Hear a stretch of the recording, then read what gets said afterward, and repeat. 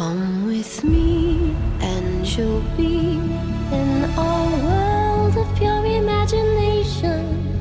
Take a look and you'll see into your imagination.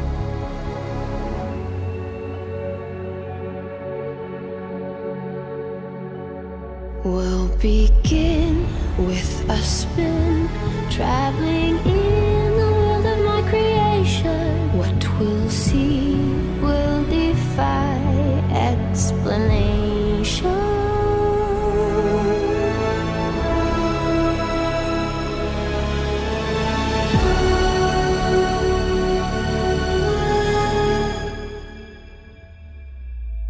If you want to view paradise, simply look around and view it.